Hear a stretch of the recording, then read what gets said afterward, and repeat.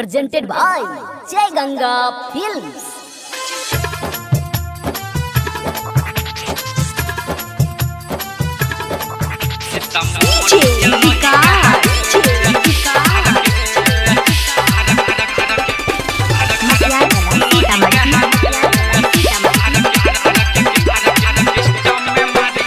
गइल रही सीता मोरी में नाचे गइल रही सीता मोरी में नाचे सभे मांगे तैका कही कहार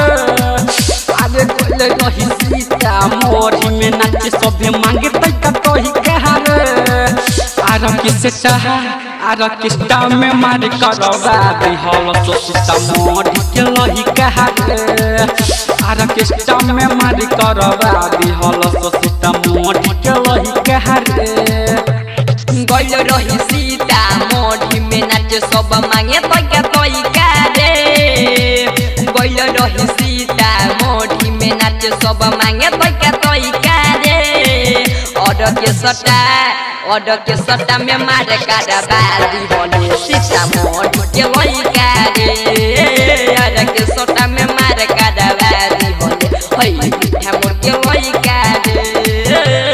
गइल रही सीता मोरी में नाचे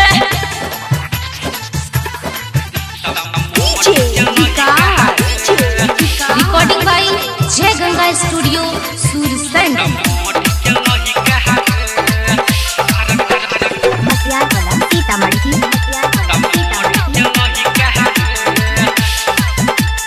ओठो में लाली लगवल रही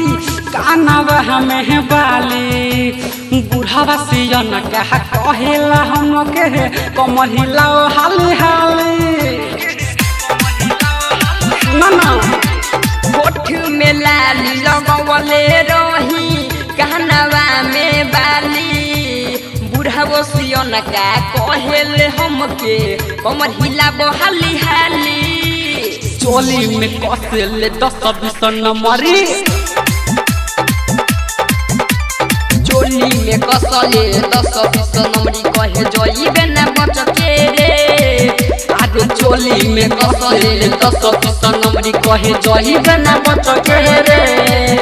ऑर्डर के सट्टा में मार करवा दी हल सुरसंड के लइका रे और किस्ता में मार करवा दी हल स्वयं खट्टा के लइका रे गइल रही सीता मोरी में नाचे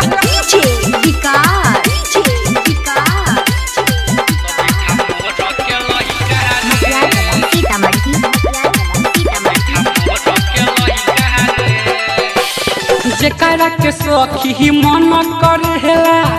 स्टट पे चढ़ जाला बहरा बेसर मऊ सारा लही कहा ओकरा न कुछ बुझाला सुना ना जेकरा के सखी मन करेला स्टेज पर चढ़ जाला बहरा बेसर मऊ सारा लइका ओकरा न कुछ बुझाला राइटर पंकज संगे यूएस दीपक राइटर पंकज संगे यूएस दीपक नीतीश यादव मारे कोन खीरे राइटर पंकज संगे यूएस दीपक नीतीश यादव मारे कोन खीरे ऑर्डर के सट्टा में मार करवा दी हल सीता मोरी के लइका रे आर किस्ता में मार करवा दी हल सबिठा मोर के लइका रे गइल रही सीता मोरी में नाचे Recording by Jai Ganga Studio, Sursand. Mobile number 91 220 75 111.